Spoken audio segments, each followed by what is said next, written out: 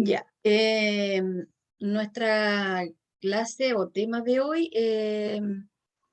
la habíamos pasado como por varios nombres, pero al final lo dejé en parir en movimiento. Pero además, igual voy a tratar algunas cositas que creo que son importantes mencionar, y porque en el tema siguiente no da pie para agregarlo ahí, entonces por eso lo voy a ir tocando en este tema al final. Em, Michel Odene es uno de los gallos que más, digamos, marcó un movimiento, un inicio de movimiento, que igual hay muchas más personas que también están estudiando esto de humanizar el parto, como decía él, de mamiferarlo, y Mamiferizarlo. más eso, esa es la palabra. Y siempre, bueno, yo tuve la suerte de tener clases con él en el diplomado de salud primal en Conce, y es un gallo que es súper, escucharlo es muy interesante porque para todo tenía una, una explicación muy bien fundada. Y él dice que más que humanizar el parto hay que mamiferizarlo. Ahí está la palabra, pero no la estaba leyendo. Sigamos. Bueno, como objetivo yo me planteé que ustedes reflexionen sobre la trascendencia para la mujer de vivenciar un parto respetado. O sea, la idea es que reflexionen y puedan entender cuán importante es la vivencia del parto en sí mismo. Por lo tanto, qué importante es que este sea muy bien abordado y que sea una experiencia positiva para ella.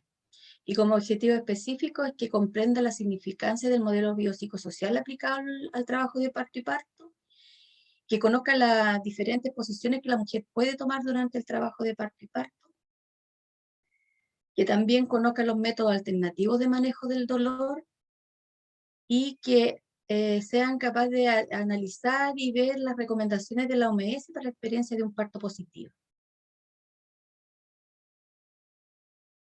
Primero vamos a ver un poquito de antropología del parto, porque no se puede hablar de un parto más natural sin conocer un poco cómo era la situación antes. Y de acuerdo a cosas que se han encontrado en excavaciones según la cultura de diferentes lugares, podemos saber que el parto al final es un fenómeno biocultural. Se ve siempre que existe material, ya sea impresiones, ya sea objetos que están relacionados y que describen la vivencia del parto en las diferentes culturas. Y en la parte antigua hay mucha similitud entre unas y otras. Y por eso se ha logrado ver que la historia del parto es tan antigua como la historia de la humanidad, porque acompañó la vivencia de la humanidad. Si no hubieran habido parto, no estaríamos existiendo. Y definen el parto como la situación de partirse en dos.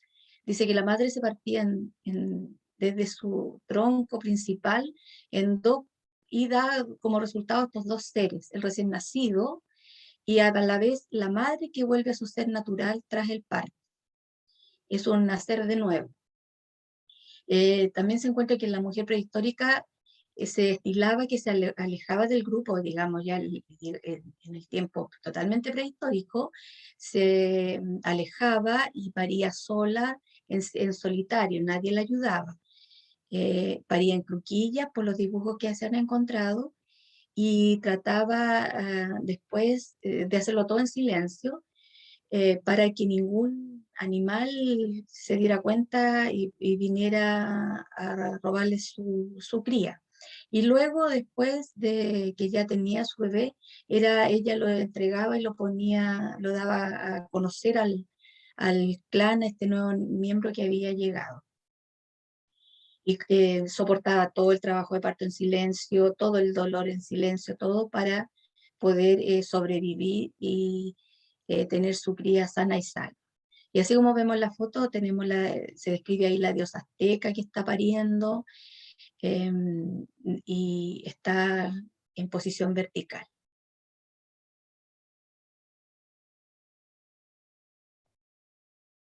Hacia 1500 años antes de Cristo aparecen los egipcios y los judíos, donde empiezan como a desarrollar prácticas que se refieren a la parte higiénica, se describen exploraciones. Incluso hay un libro, un tratado que se puede encontrar que se llama Arte de partear, que data de 1550 de Cristo, y resulta muy interesante y llama la atención porque lo avanzado de las cosas que se encuentran ahí para la época. Y como ustedes pueden ver, igual los dioses, a pesar de ser dioses, estaban siempre acompañados, siempre en vertical, y la persona que lo acompañaba y era la que recibía al bebé, siempre era en una posición mucho más pequeña y abajo, o sea, ella grande al medio con los apoyos a los lados, pero la persona que recibía siempre en la posición más incómoda, en el fondo.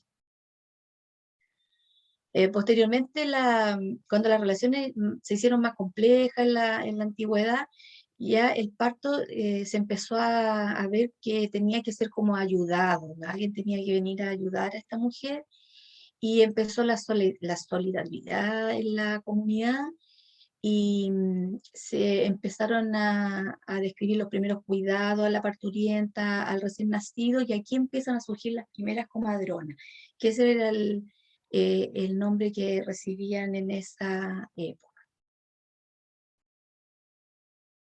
Aquí tenemos también unas imágenes que nos muestran el parto vertical también en la antigua Roma y también en la cultura moche en el lado de acá, en Perú.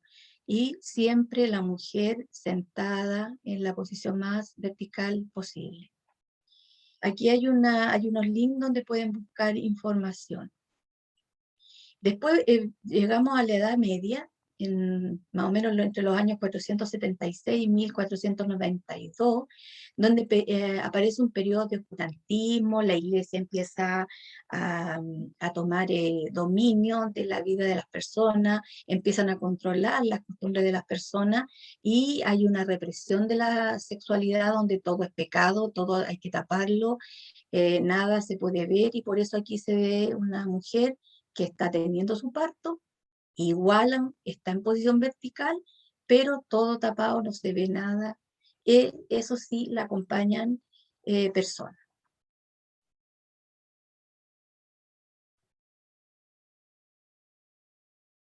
En el siglo XVII ya surge la obstetricia, donde en París se autoriza a los hombres a atender parto, y a raíz de qué? De que el rey Luis XIV de Francia, él quería ver nacer a su hijo, un hijo que tuvo con un amante que se llama Luis de Valery, y ahí la primera vez que se describe alguien que va a la cama y que tiene el parto en una cama. ¿Para qué? Para que el rey pudiera ver cómo nacía el hijo. Después, entre 1510 y 1590, se aparece Ambrosio Paré, que era un gran maestro y fue guía de comadrona, formó comadrona, y ellos trabajaban en una maternidad muy famosa en el siglo XV. Y François Morisot, es un nombre que les debe sonar, porque él, que existió entre 1637 y 1709, imagínense los años, investigó los mecanismos del parto, diseñó métodos de extracción para la cabeza última en el parto en nalga. Él describe la maniobra de Morisot, que es una maniobra que hasta el día de hoy se aplica en los partos, o sea, en las cesáreas en nalga, porque parto en nalga prácticamente no hay, pero igual es una maniobra que se ocupa en la cesárea para la extracción de la cabeza. También trabajó haciendo presentaciones en los partos de frente y también en partos con pelvis estrecha. Él escribió libros, La enfermedad de la mujer, el embarazo y el parto. Este es un muy mencionado y, como les digo, hasta el día de hoy se nombra. Y como con toda esta intervención se inicia la patologización del parto. ¿Qué consecuencias trajo esto? Que los partos se trasladaron a los hospitales, porque había que mejorar la asepsia. Bueno, hay un periodo también un poco más adelante de la Edad Media, donde se morían muchas mujeres por infecciones puerperales, y ahí se empezó recién un médico que haciendo observación dijo que había que lavarse las manos y de ahí empezó el lavado de manos como un elemento importante y con esto empezó a hacer intervenciones para mejorar la asepsia, para disminuir esta mortalidad, para que no se murieran menos mujeres y menos niños. Aquí sí, como consecuencia, la mujer perdió su protagonismo, ya no era dueña, sino que fue llevada a convertirse en un evento médico, se volvió sometida, reprimida, donde solamente tenía que cumplir indicaciones, y todos los hitos de la mujer durante todo su ciclo vital se patologizaron. La menstruación era un problema, la gestación y era algo callado, no se podía, era secreto, el embarazo, el parto, la lactancia, o sea, todos los ritos de paso que se tienen a lo largo de la vida, todo se volvió algo secreto. Hay una negación de la sexualidad, porque también muy influido por la iglesia, porque siguió la iglesia influyendo altamente en las personas. Y la visión era que era mal visto gozar, por lo tanto había que sufrir. Esa era la visión que había que tener. Y esto, ¿qué pasó? Que a medida que fue avanzando los años, en las últimas décadas, se produjo una rápida expansión en el desarrollo y cada vez se crearon un abanico de prácticas para iniciar el trabajo de parto, para aumentar el número de atenciones, para acelerar, teníamos que apurarlo porque había que atender mucho, había que todo regularlo, todo enmarcarlo, tener todo monitorizado, todo el proceso que era algo fisiológico, teníamos que tenerlo bien enmarcado dentro de pautas que empezaron a desarrollarse. Y todo esto estaba como objetivo mejorar el desenlace para las madres y los hijos. Claro, había muchas mujeres que en las casas por otro problema se morían, una por infecciones, otra porque no salían, pero no todas eran las que tenían que tener intervenciones. Cuando se fue al hospital, todo fue intervenido, no se le dio posibilidades a ver una parte que fuera totalmente fisiológica. Y todo esto se basó y se fueron trabajando en protocolo y todo quedó muy bien estipulado.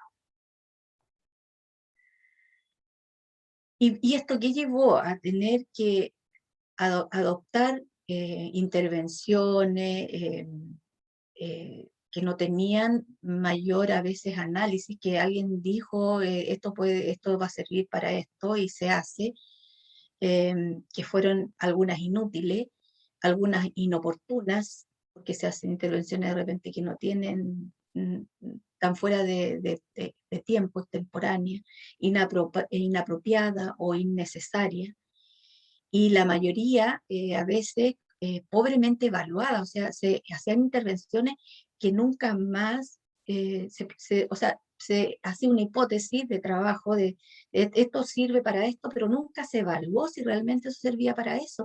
Y es así como en la época de mi formación, eh, que yo puedo dar fe de eso, nos enseñaron una serie de intervenciones que estaban destinadas para favorecer ciertas áreas y que después con los años se vio que no era así.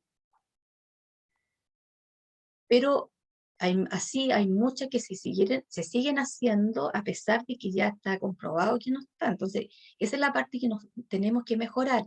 el cambiar cuando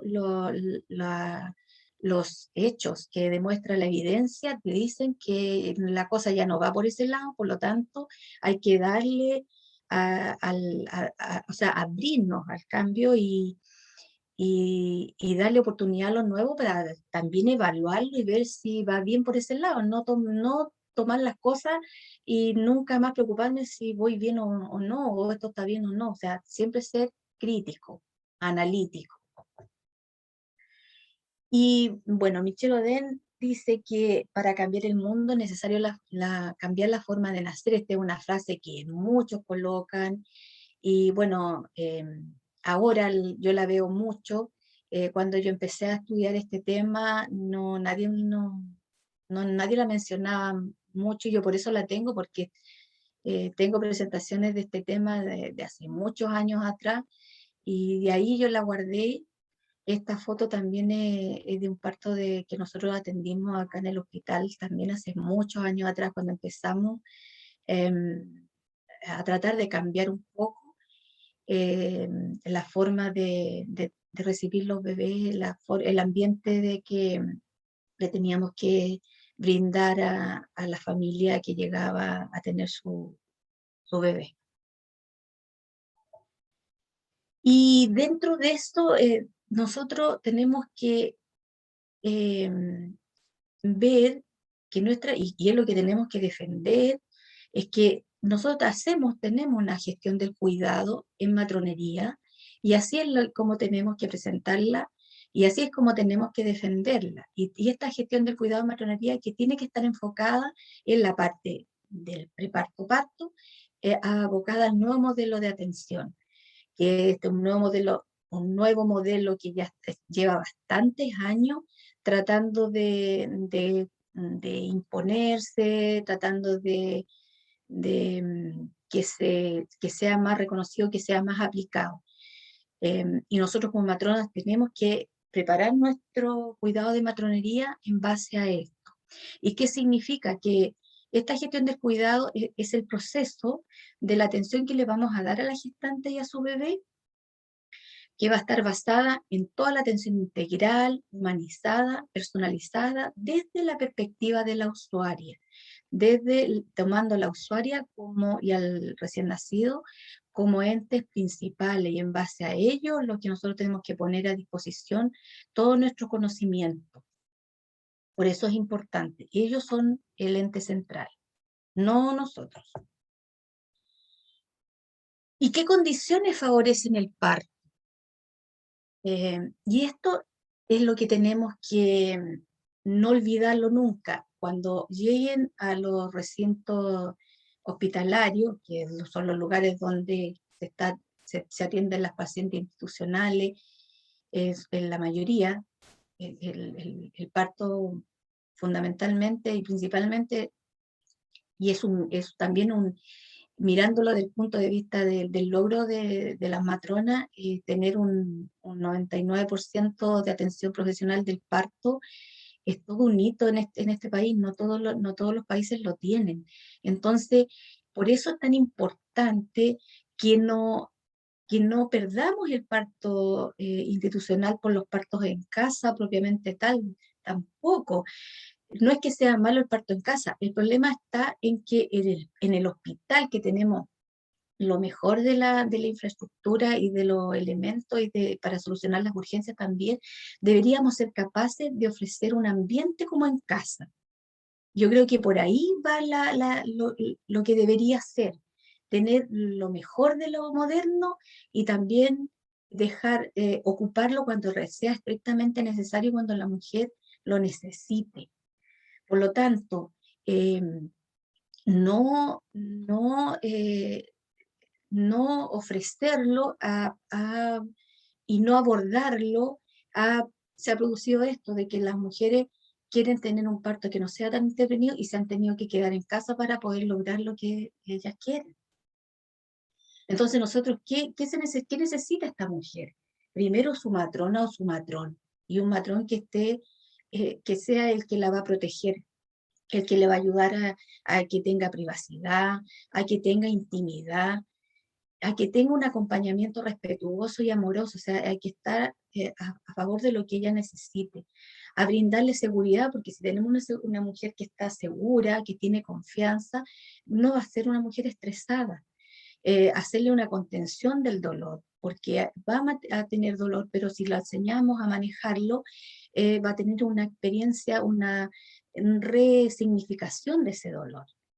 Eh, Cosas físicas como una baja luminosidad. No podemos tener una sala de parto llena de luces, con todas las luces encendidas, con toda la luz del sol dando en el día, y con toda la luz encendida en la noche, con foco encendido. Tiene que ser en silencio o una música que la mujer elija, aunque sea una música, hay reggaetón porque hay pacientes que les gusta el reggaetón, pero es su reggaetón, es su música, y hay otras que van a querer silencio. Entonces, uno brindar lo que necesita, con lo que ella se sienta bien, con lo que ella ha experimentado durante el embarazo. Importante, como hablamos en la primera clase, ser llamada por su nombre, no por el diagnóstico que tenga ni por el número de pieza que le tocó. Y brindarle la oportunidad de libertad de movimiento, de que ella pueda ser capaz de desplazarse, de que sea capaz de caminar, porque de esa manera va a ser mucho mejor el manejo y la resignificación del dolor. Va a manejar mucho más con diferentes posturas y movimientos, manejar el dolor que le pueda traer el trabajo de parto. Y por supuesto, siempre ofrecerle la verticalidad. Uno no puede quedarse callado, decirle, ¿sabe qué? Que ella quiere estar acostada. Ya, es que la mujer siempre se quiere estar como acostada cuando le molesta algo, pero siempre informarle, educarle, si es que no sabe que la verticalidad siempre va a ser mucho mejor que estar acostada y en decúbito dorsal por ningún motivo. Brindar también una habitación que haya calor, porque el calor nos va a influir en todos los procesos, va a ser mucho más fácil, porque el frío siempre da otra significación. Y por supuesto, tiene que tener alimentación. No puede ser que tengamos una mujer en ayuno, siempre teniendo el miedo de que la mujer puede vomitar, que se puede llevar a una cesárea de urgencia y que va a vomitar y va a hacer una aspiración. Nosotros siempre hemos alimentado a las mujeres y hemos tenido resistencia de la parte de anestesista, sobre todo los anestesistas extranjeros que no querían que las mujeres se alimentaran en los últimos tiempos. Resulta que yo nunca he visto una mujer que haya comido, que después se haya llevado a pabellón y que haya tenido una aspiración por vómito. Porque la embarazada siempre se va a manejar como estómago lleno, porque el estómago está desplazado durante el embarazo, por lo tanto siempre se considera un estómago lleno. Y lo que se recomienda siempre es que se alimente. Y se alimente, ahora, ¿qué cosas con qué la vamos a alimentar? Eso lo vamos a ver más adelante. Pero por ningún motivo una mujer en ayuno. Ahora, todas estas cosas que decimos de que haya silencio, la mujer quiere que haya baja luminosidad, que haya calor, es fundamental para que la parte hormonal empiece a trabajar bien y no pongamos interrupciones, no hagamos interrupciones de este proceso hormonal que es tan importante durante el trabajo de parto y el parto. Y tenemos varias hormonas que están aquí y donde se produce una gran producción hormonal en el periodo del parto y las primeras 2 horas de vida, de hormonas que son fundamentales para poder tener un desarrollo de un trabajo de parto y parto bien desarrollado, bien vivido. Y así tenemos la oxitocina que se sabe, hubo un tiempo que la gente se reía porque se hablaba de que era la hormona del amor, y era como, no sé, muy como romántico. Y en realidad sí está presente en todas las etapas del amor y en todas las situaciones donde hay amor. Los hombres también producen oxitocina. Se estudió a parejas que tenían relaciones sexuales y dentro de sus relaciones sexuales se tomaban muestras de los niveles hormonales de oxitocina y resulta que estaba aumentada la oxitocina en esa situación. Por lo tanto, está presente en todas las situaciones donde hay emocionalidad. Y la oxitocina se produce y también embarga a todas las personas que están presentes, porque en el parto está la mujer, está su pareja, nace el bebé, hay una gran explosión de producción de oxitocina y que también invade a todos los que están alrededor, y por eso la gente se emociona y por eso se vivencia el parto de una manera diferente. Y la oxitocina es que lo vamos a conversar mucho más en la última clase. Tiene una característica que su liberación es de tipo pulsátil, no es en forma continua, su producción que esté produciéndose en forma continua, sino que es pulsátil. Y por supuesto, la calidad de la oxitocina endógena es nada que ver con la oxitocina sintética. Los efectos que provoca son totalmente distintos. La oxitocina endógena, por estar producida y en el sistema nervioso central, que se produce a nivel de la hipófisis, pasa al torrente sanguíneo y pasando por otras estructuras previamente, y no como la sintética, que la ponen directamente a la vía venosa y se salta todo el otro proceso. Entonces, la vivencia es totalmente distinta. La oxitocina sintética provoca mucho dolor, las contracciones son muy dolorosas, y es por eso. También se produce una gran producción de endorfina, y que es un neurotransmisor que produce un efecto sedante y antiestrés tanto para la madre como para el bebé. Es como un efecto como la morfina, el mismo efecto, quedan como volados.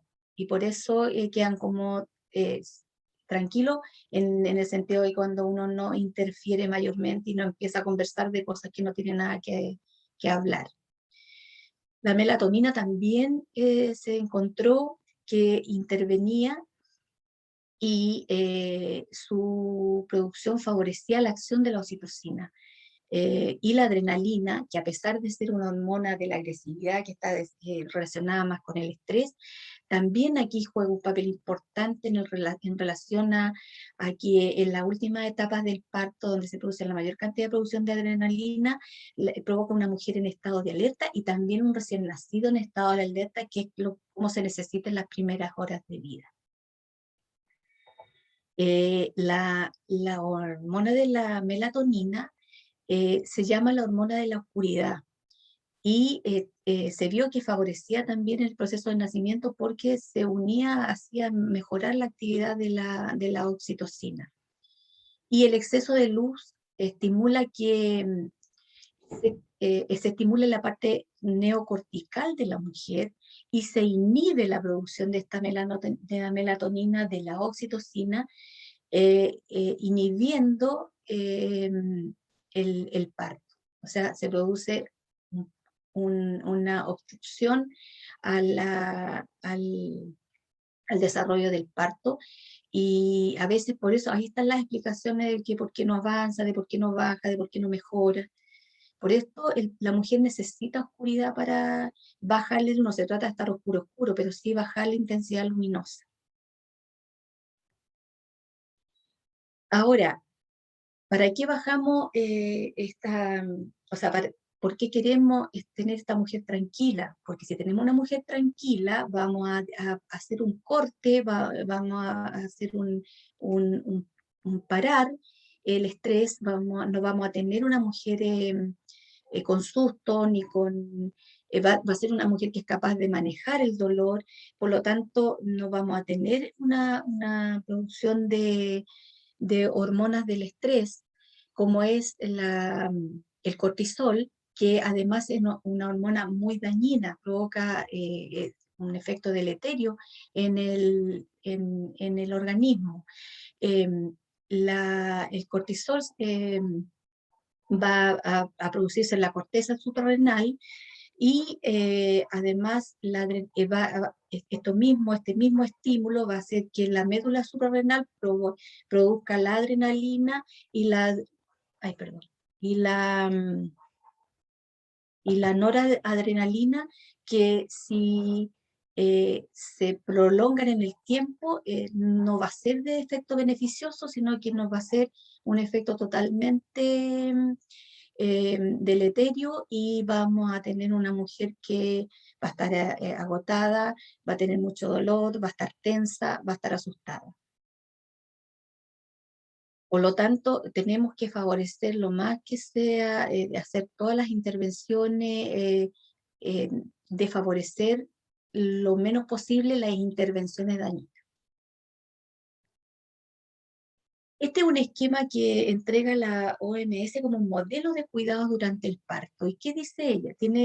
Ofrece, o sea, describe recursos físicos que son esenciales, pero también describe un personal competente y motivado. Y aquí es súper importante que la matrona y el matrón esté motivado, crea, y para eso necesita que estudie, para que tenga las bases, y no porque alguien lo dijo, porque parece que es una moda, parece que es el estilo, esto me hace más como hipienta, porque estoy haciendo una cosa que va distinto a lo usual. No, se trata de tener una matrona, un matrón que esté realmente empoderado de saber exactamente lo que la mujer necesita. Necesita tener un trabajo parto respetado y una atención durante este parto. Necesita un apoyo emocional de un acompañante. Y no puede ser que el acompañante sea un problema para uno. El acompañante tiene que ser el, un partner para uno, en el sentido de que sea una ayuda. Y uno lo tiene que hacer partícipe y no un problema. Tiene que acostumbrarse a trabajar con la persona al lado. Y no es difícil, no, y si uno lo informa y le educa, a pesar que sea en el minuto en que lo están conociendo, igual se logran cosas. Eh, Tiene que haber una comunicación efectiva con la persona que van a estar ahí, se están entregando la atención que le estamos dando nosotros. Tenemos que manejar diferentes estrategias para aliviar el dolor, y no solamente una. Y tenemos que hacer una buena vigilancia también, eh, aplicar todo lo que hemos aprendido en cuanto al manejo y a la conducción del trabajo de parto, porque una cosa no quita la otra. Tenemos que tener una mujer que esté hidratada bien hidratada y bien alimentada. Tenemos que propender a la movilidad y a los cambios de posiciones, o a tomar diferentes posiciones durante el trabajo de parto y el parto. Tenemos que tener muy claramente los conocimientos para ser capaces de detectar anormalidades, y ser capaces ya, sea para informarle al médico lo que está saliéndose de lo normal, y ser capaces de pedir evaluación cuando corresponda. Y siempre mantener una continuidad en la atención, nunca dejar a esta mujer sola. Por lo tanto, ¿qué la OMS describe como tareas del personal sanitario? Que somos nosotros: animar a la mujer, a su compañero, a la familia, informarla durante el trabajo de parto, el periodo de alumbramiento y los eventos sucesivos que se vivan. Observación de la parturienta, monitorización de la condición fetal, monitorización del niño después del nacimiento, evaluación de los factores de riesgo y detección temprana de los problemas que puedan aparecer. Llevar a cabo intervenciones menores si son necesarias, y eso lo menciona de esta manera la OMS, como la amniotomía y la episiotomía, solamente si es necesario, no de rutina.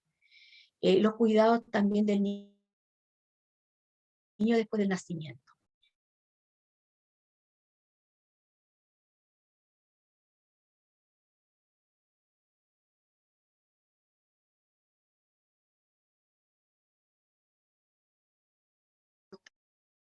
Como corresponde, para ser derivada a un centro de mayor complejidad, o bien, si están en un centro con mayor complejidad, informarle al médico la detección de algún factor de riesgo que esté en este minuto haciendo aparecer complicaciones.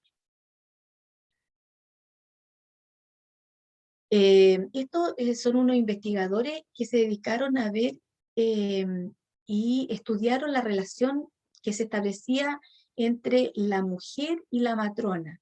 Y ellos llegaron a la conclusión que la relación que se establece entre la matrona y la mujer parturienta es un factor clave de un buen apoyo durante el proceso de trabajo de parto y puerperio.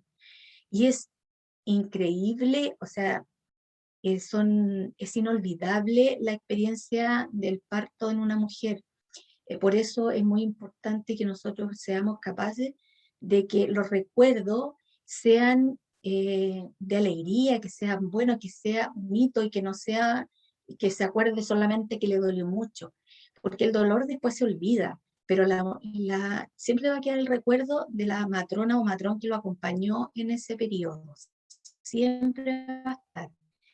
Y de repente pasa yo que tengo tantos años de trabajo que te vuelves a encontrar con las mujeres que vuelven a tener otro hijo y se acuerdan de la matrona que las atendió y a veces coincide de las cosas de la vida que le vuelves a atender el otro hijo. Y eso es genial cuando has creado un lazo potente con esa mujer.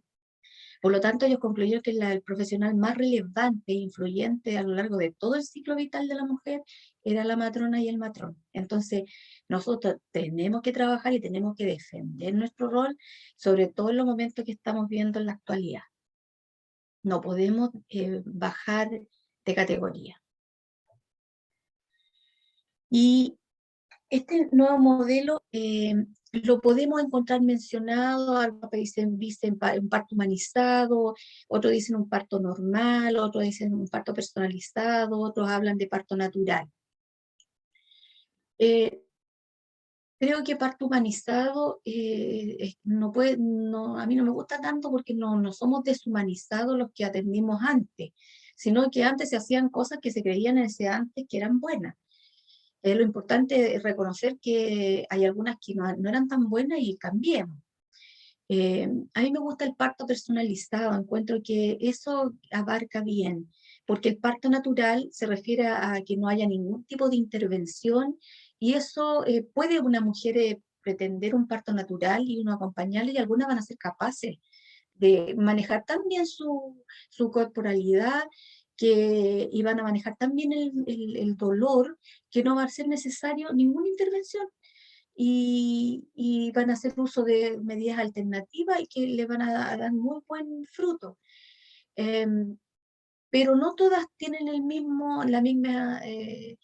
misma experiencia, no van a tener la misma fortaleza, por lo tanto, lo que tiene que ser que uno brinde lo que la mujer necesita, y tampoco imponer cosas, ni tampoco hacerla que cumpla lo que dijo en un minuto, o sea, se pueden cambiar las opiniones de acuerdo a la vivencia que ella se planteó en el parto en algún minuto. Parto humanizado, a ser humano y familiar y amable con alguien, así se describe. Un parto normal es el que se establece algo como un modelo patrón. Y un parto personalizado que le da el carácter personal a algo, por eso es como más cercano. Y el parto natural se define como algo que se produce por las fuerzas de la naturaleza y no hay intervención. Eh, Recordando esta diapo de que la vimos como en la primera clase, que en los 2 últimos siglos siempre se dio el modelo biomédico y en la última década se está tratando de cambiar al modelo biopsicosocial que lo conversamos en esa oportunidad y donde este modelo que pretende que la atención integral sea con un enfoque familiar, es la familia la que está aquí, que forma parte de este proceso reproductivo y que propone recuperar todos los aspectos psicológicos, sociales de la gestación y el nacimiento. Eh, no es solamente la parte biomédica, sino que todo el contexto que significa la parte psicológica y social, todo el entorno de donde viene esta mujer. Todo eso va a influir y tenemos que tenerlo en consideración. El enfoque biopsicosocial en relación al parto nos va a hacer que el control del proceso y el protagonismo, como dije, como era en la antigüedad, que vimos que la mujer era la protagonista y todos estaban en favor de ella, eso es lo que hay que recuperar. Eso es lo que tiene que, como tiene que ser, la mujer la protagonista y su familia, no el equipo de salud. Tenemos que dejar de ser paternalistas y saber que nosotros sabemos lo que tiene que hacer, sino que también educar a la mujer, instarla a que aprenda, que vaya a las charlas, que se informe y que vea las alternativas y que vea cómo se da el proceso. Y esto requiere de una actitud respetuosa, cuidadosa, cálida y de toda la atención que sea brindada. La mujer y la familia tiene que ser el foco de la atención que nosotros estemos brindando, porque ella no es un ente solo, no es ella tampoco y la pareja, sino que está la mamá, la abuelita, la tía, y todo el nacimiento de un acontecimiento familiar, y eso uno tiene que tenerlo incorporado, de que estamos vivenciando con una pareja estamos esperando al bebé, pero detrás de ello hay toda una historia, que puede ser buena, que puede ser también complicada. Los servicios tienen que ser sensibles, no podemos ser que no nos importe, tenemos que ser sensibles y ver qué necesidades son las que la mujer está necesitando en ese minuto. El parto tiene que ser eh, muy, muy respetado, porque el parto forma parte de la esfera sexual, de la sexualidad y de la emocionalidad. No, no sé si alguna vez ustedes vieron un video que salió, que lo hicieron en España, donde decían eh, que el parto era de de la parte sexual, tal igual como las relaciones sexuales. Y por lo tanto, decía, ¿por qué el parto entra mucha gente a mirarlo cuando nadie tiene relaciones sexuales frente a un público? ¿Por qué el parto es enfocado así? Y hacían un video donde eh, era muy exagerado, mostraban una pareja teniendo relaciones sexuales frente a todo el público que estaba en una sala. Y eso no puede ser así, porque es parte, como insisto, de la esfera de la sexualidad y de la emocionalidad, por lo tanto, es algo muy propio de la pareja que está en ese minuto viviéndolo, o si la mujer está sola, es parte de la mujer que está en ese minuto, es parte de su privacidad, de la vivencia que ella tiene. Y recordar, por eso tiene que ser tan respetuoso y por eso tiene que haber un mínimo de personas en la sala donde la mujer esté teniendo a su bebé. No puede ser que llegue y entre cualquier persona, que entren a mirar el parto, porque el parto en serio a mirar, o sea, ¿qué mujer va a tener un parto con una buena vivencia que tiene como 10 o más pares de ojos observándola? Yo no sé. Y siempre cuando eh, está uno en el parto y la gente quiere entrar, uno tiene que decir, o sea, ¿te gustaría que tú estuvieras ahí con toda tu humanidad expuesta y los otros te estén mirando? O sea, yo creo, no sé, es imposible. Tenemos que desarrollar la empatía en esta área, bueno, en toda área hay que desarrollar la empatía, pero en el parto fundamentalmente porque no es un hito para estarlo observando. Y siempre pedirle la autorización a la mujer si está en condiciones y acepta que alguien más pueda estar ahí. No es cuestión de llegar y ya yo entro nomás. Tiene que ser con respeto, porque además eh, el parto no es solo parir, es nacer. Y no olvidar que esto es un proceso mamífero, es netamente mamífero, nosotros somos mamíferos. Y el parto es personal, es único, es irrepetible. La experiencia que se vive no va a ser nunca igual a otra, no va a volver a repetirse de nuevo, siempre va a ser una experiencia distinta. Y por esto que la maternidad es una fase de este desarrollo psicoafectivo que tiene la mujer, que va a trascender en la parte que es de parir en forma biológica.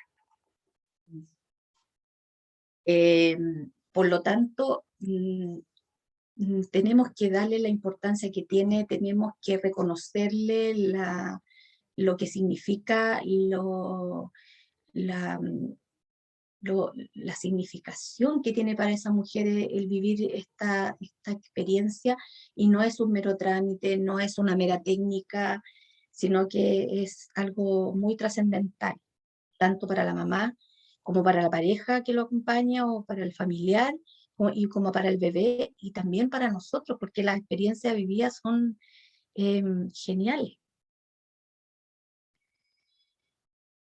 En la parte de la fisiología del parto que siempre nos enseña, tenemos un hipotálamo que está produciendo eh, hormona, o sea, va provocando estímulo.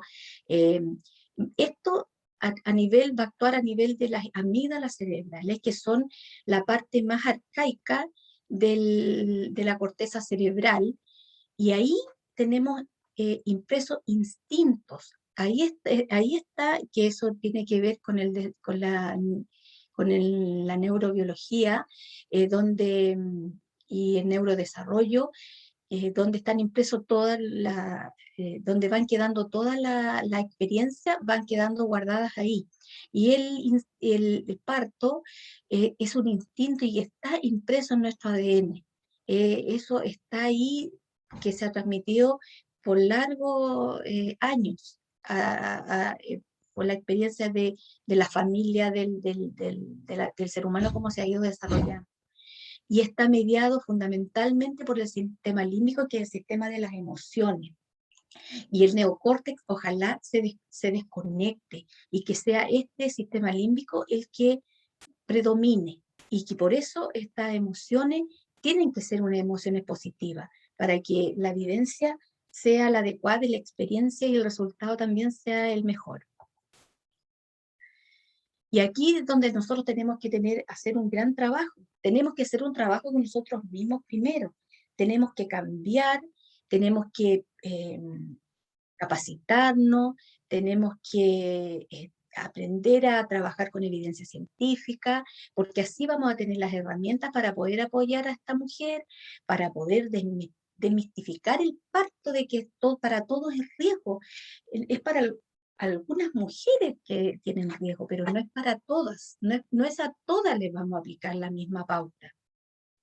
Tenemos que aprender a manejar el miedo, y también el miedo de nosotros mismos. No podemos estar trabajando con miedo a lo que me pueda pasar, a lo que se pueda complicar, porque si eh, yo mantengo una relación de una comunicación adecuada con la paciente, con la usuaria, con su pareja, donde tú le vas informando todas las cosas que van pasando, cómo vamos, cómo va avanzando, la estás escuchando a ella, logras un nexo de que aunque después la cosa se complique, siempre va a creer en ti. Y la relación que se logra con la usuaria es genial.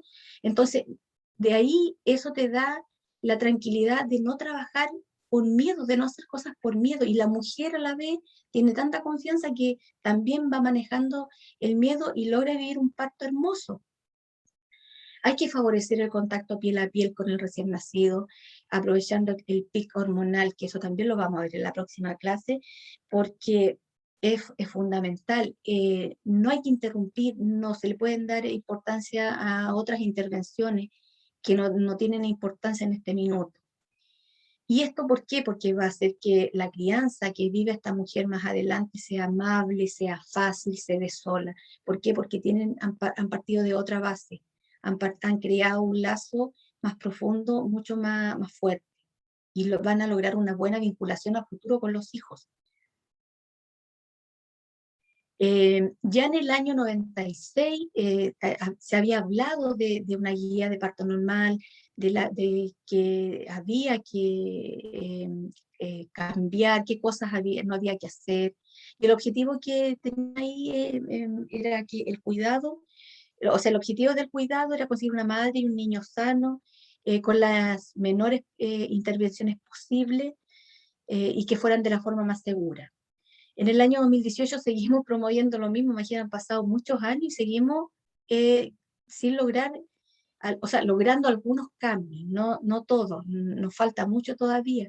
Y por eso en el 2018 salen estas recomendaciones para los cuidados durante el parto para una experiencia de parto positiva. Y promueve la aplicación de un conjunto de intervenciones que son para el trabajo de parto y parto, que son fundamentales para que sea seguro y que sea una experiencia positiva para la mujer y para la familia. Siempre sea la familia presente. Y resalta que la atención esté centrada en la mujer mediante un enfoque holístico, es decir, abordando a la mujer de todo, en todos los ángulos, tanto en su parte espiritual, en su creencia, como en la parte biológica.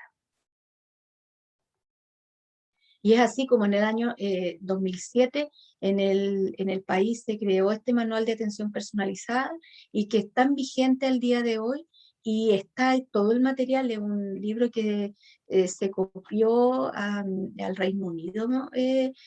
Mucho de lo que allá se hacía, es un libro muy bueno y que es muy completo, pero que las políticas como se desarrollan no fue implementado, no fue capacitada la gente como tenía que ser capacitada. Y eso, si primero no convences a las personas, no puedes imponer cosas. Y acá partió de la imposición sin entregar los fundamentos para.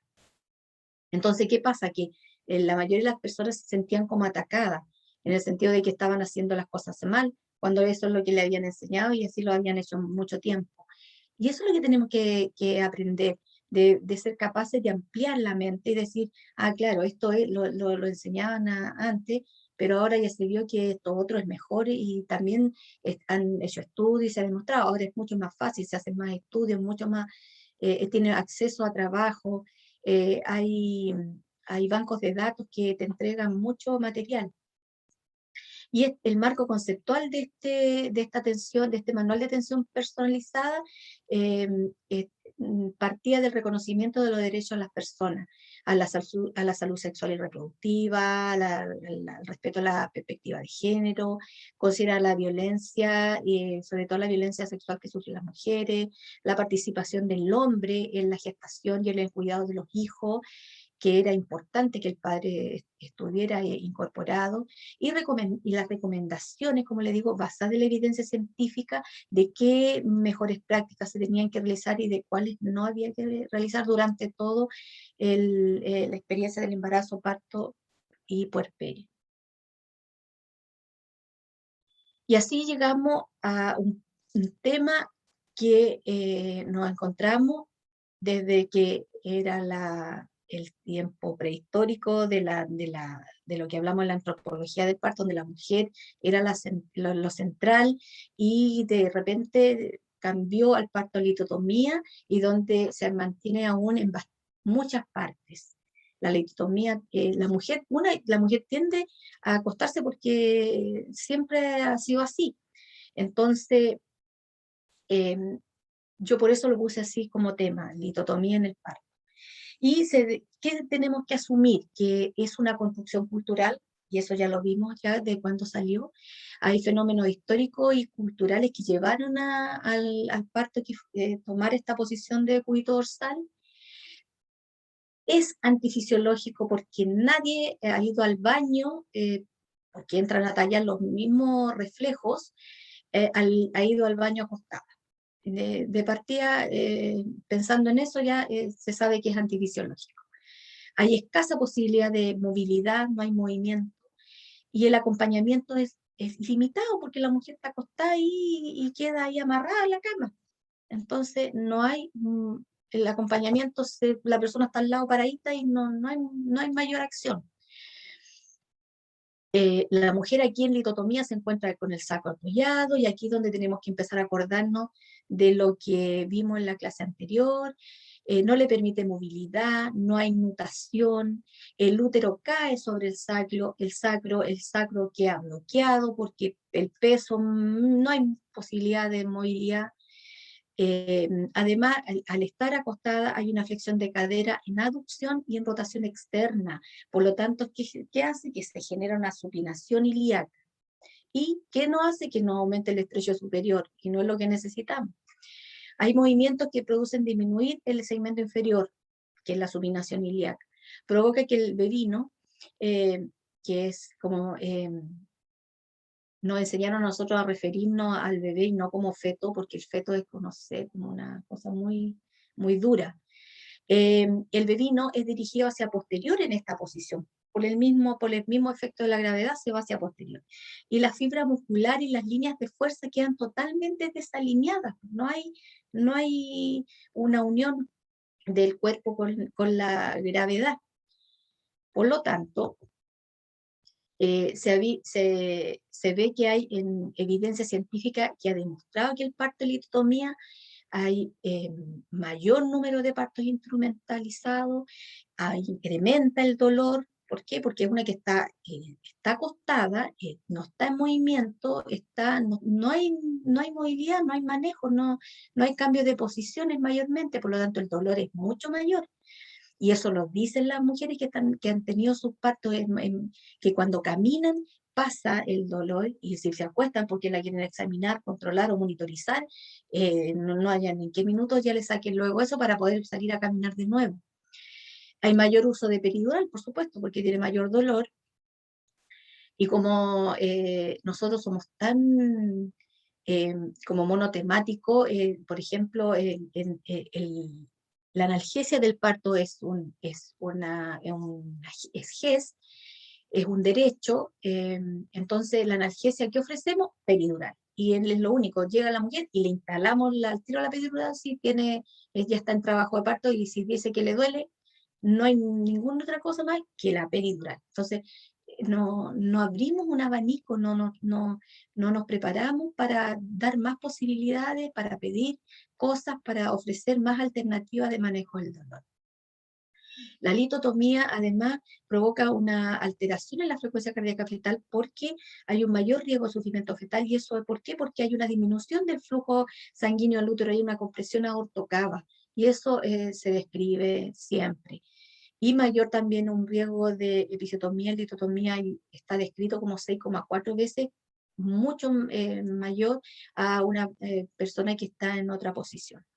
Esta revisión del trabajo de parto en 2013 de la revista Cochrane, ahí se encuentran revisiones muy interesantes, para que las puedan buscar. Si nosotros tenemos una paciente, por ejemplo, no tenemos camas que se desarmen, no tenemos camas que se puedan colocar en vertical, porque no en todas partes hay, uno también puede hacer, acomodarse, adaptar las mesas de parto tradicionales, y eso se puede. Nosotros lo hacíamos cuando no teníamos cama, tratábamos de ponerla lo más sentada posible, de tal manera que importante siempre dejar el sacro libre, como lo conversábamos en la clase anterior, usando ya sea la lenteja de parto o una pelota desinflada. Siempre contar con el apoyo de pie. La mujer no puede estar en estribo y con los pies al aire porque necesita apoyo para poder pujar. No pueden estar los pies sin apoyo. Tiene que haber un apoyo con las manos, tiene que afirmarse de algo, no puede tampoco estar empujando sin afirmarse de nada, y por supuesto verticalizarla lo más posible, y eso hay que ofrecerle a ella, mire, pruebe de esta manera, hacerla que lo viva, porque la mamá lo más probable es que le haya contado que ella también tuvo su guagua acostada, la tuvo a ella acostada. Y siempre favorecer juntar las piernas y rotarlas a interno, pero dentro de lo que tenga, donde el apoyo que tenga en los pies, tratar de que logre la mejor posición para que abramos el segmento inferior.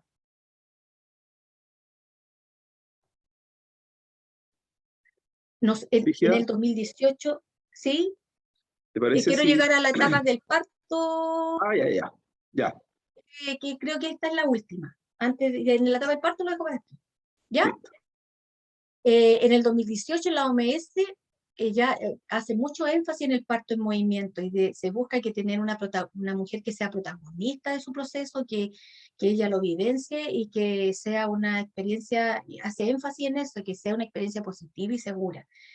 La mayoría de las mujeres que eh, desean tener un trabajo de parto fisiológico, si conversa, si se trabajan los miedos, porque siempre tienen miedo, pero si trabajan los miedos y eso se supera, quieren tener un parto normal, quieren vivir eso y la que lo logran vivir tienen una sensación de logro y control personal de que lograron y que pudieron hacerlo, es muy gratificante verlo. Em, Hay que hacerla participar en las decisiones, no se puede, hay que tomar las decisiones nosotros por ella. Por eso digo, tenemos que dejar de ser paternalistas. Ella tiene que saber y por eso necesitamos que se eduquen desde la parte prenatal y ojalá antes de estar embarazada. Eh, la OMS sugiere desde el año 85 que las mujeres no tengan los partos en litotomía y sugiere movilidad, caminar, elegir libre posición, todo esto en mujeres de bajo riesgo, siempre en mujeres de bajo riesgo, que son las pacientes que nosotros podemos manejar, controlar y atender sin necesidad del médico. Mientras sea de bajo riesgo todo vaya dentro de la normalidad, es nuestra paciente. La recomendación en el trabajo de parto y parto, movilidad y verticalidad es la recomendación número 25. Y en la parte física dice que la movilidad y la verticalidad es la estrella de la vivencia y de la experiencia del parto. Aumenta la comodidad al estimular los receptores cerebrales, porque de esa manera disminuye la percepción del dolor. Hay disminución del dolor porque no queda apoyado el sacro y permite tener conciencia del cuerpo y de los cambios que hay ahí en el cuerpo, en esta movilidad y en este estar vertical. Recomendación en el trabajo de parto y parto, dice favorecer la movilidad de las articulaciones de la pelvis, cadera y columna, favorecer el descenso fetal y la correcta alineación fetopélvica, favorece el efecto de las fuerzas de gravedad, disminuye el riesgo de compresión aortocava, estar en vertical, aumenta la eficiencia de las contracciones uterinas porque estamos siendo favorecidos además por la fuerza de gravedad, y se ha estudiado y se ha visto que hay acortamiento en la primera fase del parto en más de 1 hora. Tenemos menos probabilidad de cesárea y menos probabilidad de episiotomía. Por lo tanto, tenemos hartas cosas que favorecen la movilidad y la verticalidad. En la parte psicológica, la movilidad mejora la vivencia y la experiencia del parto. Es una mujer que está empoderada, una mujer que tiene el control de su vivencia del parto. Y ella misma es capaz de encontrar y buscar la posición que más la acomode, porque tiene capacidad para moverse. Por lo tanto, ella misma va haciendo los movimientos que más le van a producir efecto positivo. Otra recomendación es la alimentación, que es la número 24, con mujeres con bajo riesgo, ya que el trabajo de parto involucra mucho gasto, una enorme cantidad de energía, por lo tanto, si no la alimentamos, vamos a provocar una cetoacidosis, es necesario asegurar un aporte adecuado de energía y de líquido, tanto para la madre como para el bebé. La alimentación es muy importante y uno tiene que pelear por la alimentación de la señora si alguien se quiere oponer. No hay que restringir los líquidos durante el trabajo de parto. Ideal son las bebidas isotónicas, permitir ingestas de comidas ligeras como líquidos, jalea, sopa, o sea, cosas con bajo residuo, que sea fácilmente digerible. Recomendación en el trabajo de parto, el acompañamiento, que es la recomendación número 3, es fundamental. No puede estar una mujer sola, reduce la necesidad también de analgesias, también está estudiado, y también se ve una mayor satisfacción en la experiencia del parto. Es importante que la mujer no esté sola, acompañada por la persona significativa para ella. No puede ser una molestia el acompañante para nosotros en el desarrollo de nuestro trabajo. Hay estudios que lo avalan, como este de Green en el año 90, ellos mismos hicieron otro estudio en el año 2003. Hay una revisión sobre la episiotomía en el año 2016, del trabajo aparte del 2013, y ahí hay algunas conclusiones donde dice que los protocolos hospitalarios son la principal barrera para la movilidad y el trabajo de parto, porque generalmente la monitorización y la vía venosa amarran a la mujer a la cama. Posturas clave en el trabajo de parto, de pie, con rodillas flexionadas, apoyadas en algo, pared, cama, sentadas sobre el balón, el trabajo en el balón es buenísimo, de rodillas, de cuatro apoyos. En todo lo común es que la pelvis esté libre y el sacro esté libre, cualquier posición que tome. Así podemos ver de las que están echadas de costado, sentadas sobre las manos, puede ir rotando, si se cansa, también puede acostarse un rato, pero siempre de lado, dejando el sacro libre. Puede estar caminando, apoyada con la pareja, puede estar apoyada, colgando, usando el balón, apoyar, haciendo cambios en asimetrías de la pelvis, trabajando el balón, apoyándose en la silla, o también haciendo suspensión. Diferentes posturas. Y aquí descansamos. Emanuel. Sí. No sé Sí, si los alumnos tienen alguna pregunta o algo alguna observación que hacer.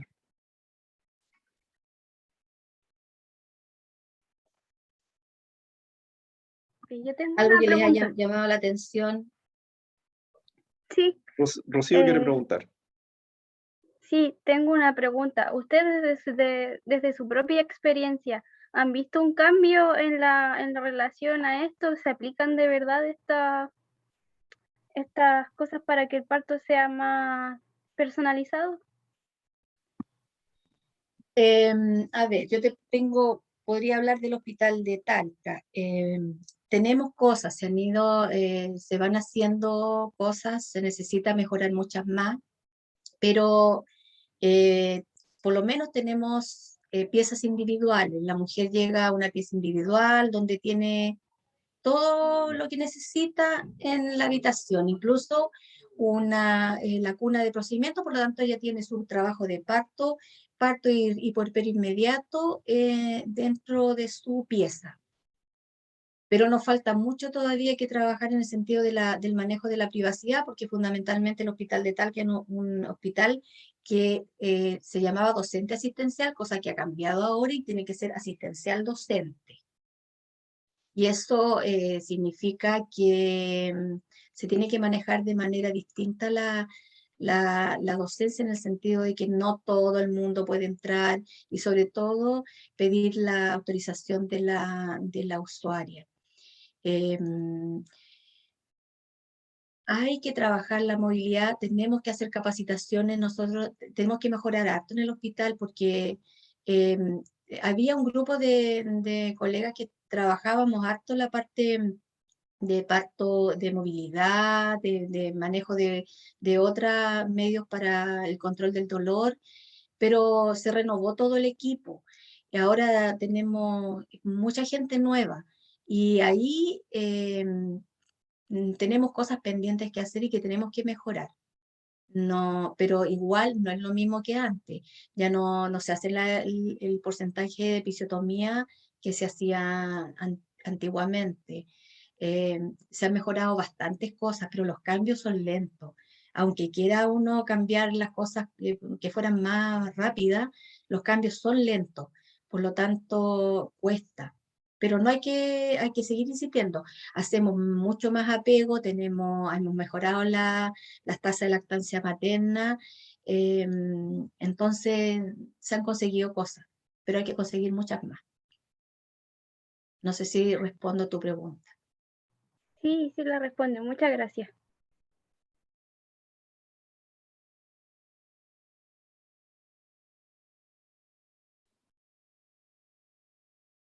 Bien, no sé si alguien más quiere preguntar algo.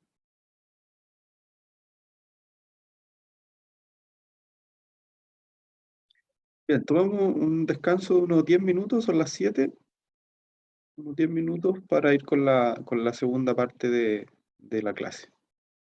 Su descenso.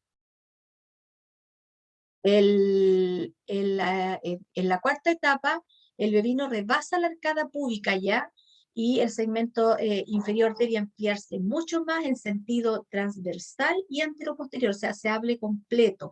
¿Y cómo logramos esto? De nuevo, insistimos, con el sacro libre para que haga el movimiento que corresponda, para que la mujer adopte, o sea, y eso ¿cómo se logra? Que la mujer esté con posición vertical, para que le dé movilidad, que no esté apoyada en el sacro, y que haga una gran flexión con el fémur y una rotación interna del fémur de tal manera que se cierre arriba y se abra abajo, donde necesitamos la salida del bebé. Ahora, ¿qué nos ayuda a esta movilidad pelviana? Tenemos un aumento de la relaxina y de la progesterona durante el embarazo que nos va a provocar una laxitud del tejido conectivo. En el piso pélvico tenemos mucho tejido conectivo, por lo tanto se va a ver beneficiado de esta reacción de esta hormona, y la pelvis va a ser mucho más laxa, va a darnos esta movilidad.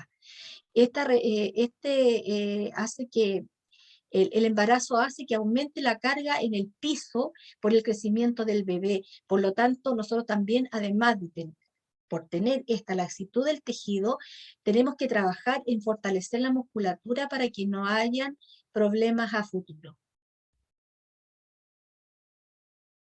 Y por eso es necesario que no haya debilidad muscular, que se aumente, que se fortalezca la musculatura para que no aumente el tono, porque si tenemos una musculatura débil, aumenta el tono, por lo tanto hay un mayor gasto, eh, eh, perdón, si aumenta el tono, yo disminuyo la capacidad elástica, y este tejido contraído está en forma constante, va a ser tenso, va a haber una tensión. Si yo aumento el tono, va a haber un gasto menor de energía, y este tejido va a estar así permanentemente contraído, por lo tanto no me va a favorecer la elasticidad, la salida, y se va a provocar daño a nivel perineal y afecta el expulsivo y el trabajo de parto. ¿Por qué? Porque vamos a tener una musculatura tensa. ¿Qué movimiento nos favorece la pelvis en el trabajo parto? La retroversión pélvica, que se logra flectando las caderas, con rotación externa del fémur, una pequeña flexión de la columna, es decir, provocamos una subducción ilíaca. ¿Y eso qué hace? Que haya una apertura del segmento superior, que nos favorece en la primera etapa del parto y se favorece siempre con el sacro libre. También esta apertura del segmento superior yo la logro con flexiones de cadera mayores de 90 grados, logrando una ilíacas en nutación, una rotación externa de cadera unilateral, haciendo movimientos asimétricos. Por lo tanto, yo logro una supinación ilíaca unilateral y voy provocando diferentes aumentos del diámetro en el segmento superior. El movimiento que describíamos de los 4 apoyos, aquí la pelvis se encuentra neutra, hay una flexión de cadera en 90 grados, hay una rotación interna de las caderas y las rodillas se enfrentan entre sí. Esa es la posición ideal.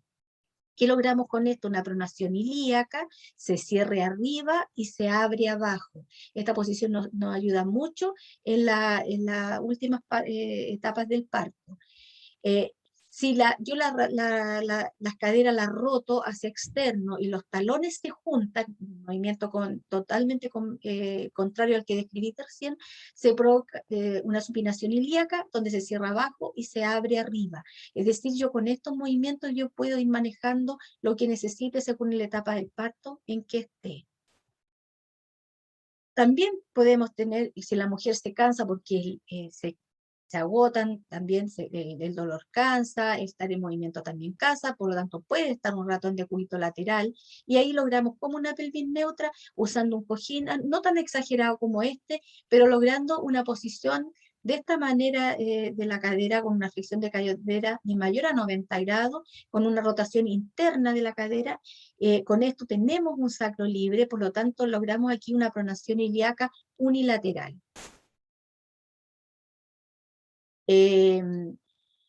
Ahora, ¿qué movimientos globales tenemos con la pelvis logrando trabajo con balón? Estos movimientos que podemos provocar con la pelvis en el uso del balón ayuda mucho, es muy bueno. Se logra anteversión y retroversión del tronco, de la pelvis. El tronco se mantiene fijo, pero se mueve lo que es las caderas, la pelvis propiamente tal. Esto lo vamos a ir cuando tengamos lo práctico, ahí vamos a hacer aplicando estos movimientos y vamos a ir sintiendo en forma personal el uso del balón. Se aprende a disociar la columna, los ilíacos se mueven hacia adelante y hacia atrás. El trabajo con balón provoca la anteversión y retroversión de la columna en relación a la pelvis. Se puede hacer movimientos de circunducción en los 4 apoyos, con movimientos circulares, haciendo movimientos de hoyos infinitos. Todo eso va provocando diferentes movimientos de diámetro de la pelvis y ayuda al descenso del bebé. Y además que se trabaja la zona perineal, donde favorece la dilatación y la dilatación cervical, y también la mayor elasticidad en el perineo. Aquí logramos movimientos asimétricos de caderas, como dije, rotación interna y externa del fémur. Ahí tenemos diferentes movimientos que se logran de acuerdo a las posiciones que pueda tomar, que son de acuerdo a lo que la mujer sienta que tiene que moverse. ¿Qué métodos alternativos tenemos de manejo del dolor? Tenemos harto y son recomendados por la OMS. La esferodinamia, que es el balón, el trabajo corporal, que es en relación al trabajo hacer gimnasia, el manejo de la respiración, la relajación, la hidroterapia, la aromaterapia, la musicoterapia, masaje y la suspensión que se ha agregado en los últimos tiempos. La esferodinamia son las pelotas que nos permiten aumentar la percepción del cuerpo, del manejo, de cómo yo me equilibro también, amplía las zonas articulares, maneja la parte de los músculos, como dije, va relajando en las zonas que pueden estar más comprimidas. Se desarrolla una gran capacidad en la parte propioceptiva, que se refiere a la capacidad que yo tengo de percibir mi cuerpo en relación al entorno, a cómo me muevo, a cómo me siento. Y se trabaja la eutonía, que consiste en encontrar el tono justo, no estar ni muy relajada, porque yo necesito una mujer que esté así como totalmente esparramada de relajada, ni tampoco una mujer contraída, sino que tener el tono justo para realizar los movimientos que yo necesite en algún minuto. El balón kinésico específicamente es multidireccional, es inestable, por lo tanto tiene que estar acompañada la mujer. Es importante que lo aprenda a usar desde que está embarazada. Siempre tener la talla adecuada de acuerdo a la estatura que tenga la mujer, y no puede ser uno para todos. Se evidencia que hay un gran manejo del dolor en el uso del balón. Está demostrado, hay trabajos que han demostrado eso. El trabajo corporal se refiere a la preparación física que pueda tener, hacer ejercicio, acondicionamiento corporal, ejercicio de fortalecimiento, trabajar yoga ayuda mucho para trabajar la flexibilidad, articular alineamientos posturales, te ayuda también a respirar y a relajarte.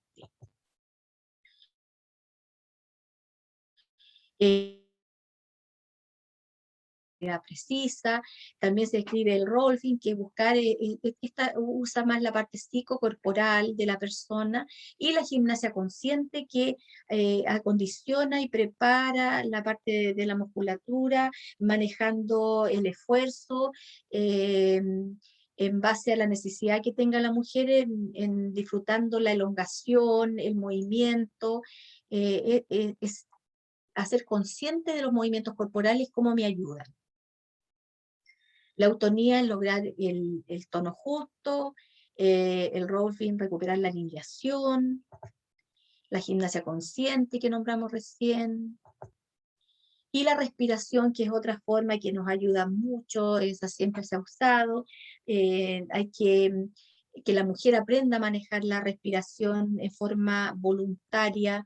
No es que uno empiece a dirigir cómo respire, ni que haga pausa, sino que tratar de que no haya una polimnea, para que no se nos ponga una respiración muy básica, porque nos va a ir alterando. La mujer que aprende a registrar su movimiento respiratorio, y cómo se siente al entrar el aire, siempre hacerla consciente de cómo entra el aire, cómo sale el aire, cómo se siente al moverse, cuando está respirando, cuando deja de respirar, los cambios que ella va provocándose cuando va respirando. Y un elemento muy importante que ayuda es la vocalización, que no estamos acostumbrados a manejarla mucho. La vocalización es un cantar, es emitir un ruido que la hace que se vaya concentrando en el manejo del dolor. Eso ayuda mucho. Está centrada fundamentalmente en la expiración, el vocalizar. La relajación también, pero la relajación justa en neutonía, para que tengamos un tono justo y no un relajo que nos haga hacer que perdamos a la señora, sino que la tengamos ahí, pero relajada. La hidroterapia es un elemento muy importante. El agua caliente hace que los sistemas hormonales y nerviosos estén mucho más favorables y favorecen el desarrollo del trabajo de parto. El parto se va a producir mayores hormonas que van a ir controlando el dolor, hormonas del bienestar, como las endorfinas, y van a favorecer el trabajo de parto, va a disminuir el dolor, y esto sí es importante considerar que tiene que estar con un trabajo de parto de fase activa. También la hidroterapia es un elemento que nos ayuda cuando estamos en la etapa de la parte de fase latente, para poder diferenciarla en el inicio. Ya si estamos en una fase activa de una fase latente, decirle a la mujer que en su casa, que si está con contracciones, que ella cree que ya tenía que irse al hospital, para ayudar a determinar si me tengo que ir o no, si necesito ya estar allá, que tome una ducha de agua caliente o un baño de tina, y eso le va a ayudar. Si las contracciones se paran, porque si no está en trabajo de parto, las contracciones se van a parar, se van a calmar, no tenía que irse, está en una fase latente aún. Pero si está y estas contracciones siguen y no paran, es que significa que está en un trabajo de parto de fase activa. Entonces es una gran ayuda la hidroterapia, también para eso. La hidroterapia baja la presión, pero no nos produce hipotensión. Disminuye el edema y el peso del abdomen, reduce la duración del trabajo de parto, eso también está demostrado, relaja el periné. Se puede usar en mujeres que están con membranas rotas, no aumenta los riesgos de infección, también eso está demostrado, y produce una gran satisfacción a nivel emocional el estar aunque sea una ducha de agua caliente, que lo viva. La aromaterapia es algo que también se está usando en los últimos años. Al principio no se sabía mucho de esto. Esta parte estudia la psicología en relación a los olores, al efecto que tienen los olores en la mente de las personas.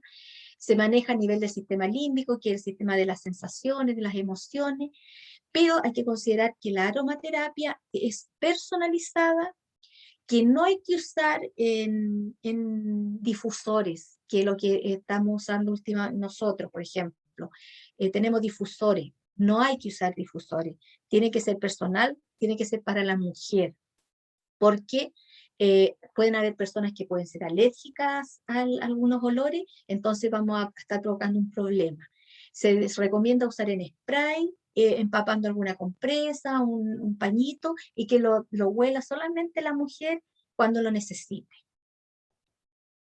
La musicoterapia también es algo que nombramos delante y permite a la mujer, cuando hay personas que les gusta mucho la música y hacen una conexión especial con su bebé, han usado la música desde el embarazo y mejora también la percepción en el trabajo de parto. A veces mujeres que les gusta bailar, eso les ayuda también a relajarse, a disminuir la ansiedad y por supuesto la música es la que escojan ellas. Los masajes, calor y la acupresión, que también la nombramos delante, que tanto lo podemos realizar nosotros si no, el acompañante no se atreve, o enseñarle al acompañante para que lo haga, porque también es una gran ayuda. Aquí se muestran cómo hacer masaje, puede ser en el sacro, en las dos partes de las caderas, hacer presión, hacer masaje, colocar calor, guatero de semilla que han sido previamente calentados en microondas.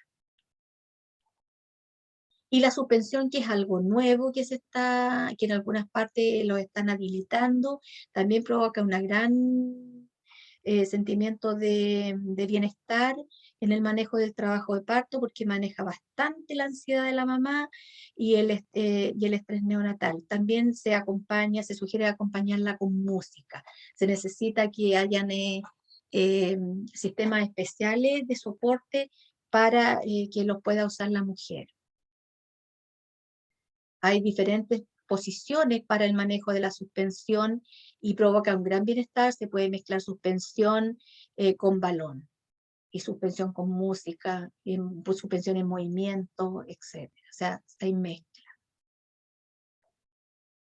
La OMS promueve estas prácticas, promueve todas estas prácticas que favorezcan y que sean útiles, y también dice claramente las prácticas que son perjudiciales y que deben ser eliminadas, que se deben sacar, que ya está demostrado.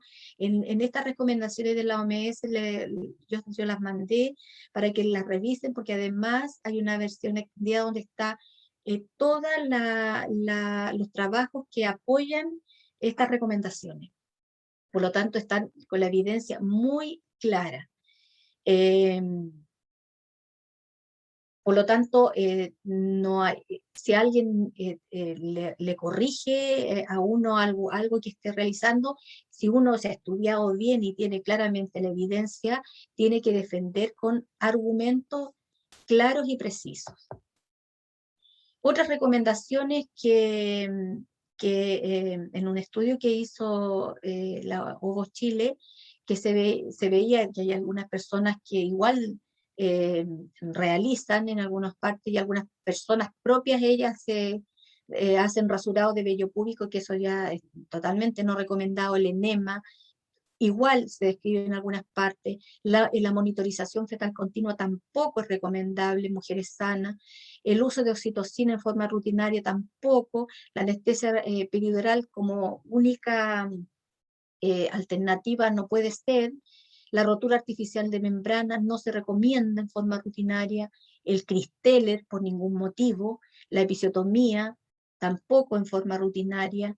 Y la cesárea tampoco si nos tiene una situación clara de indicación. Se recomienda el acompañamiento, se recomienda la alimentación, como lo vimos, se recomienda el acceso a medios no farmacológicos del dolor, la movilidad y las posiciones de la madre, como ya se las nombré anteriormente, las posiciones en el parto con o sin anestesia, y el contacto piel a piel, que lo veremos en la próxima clase.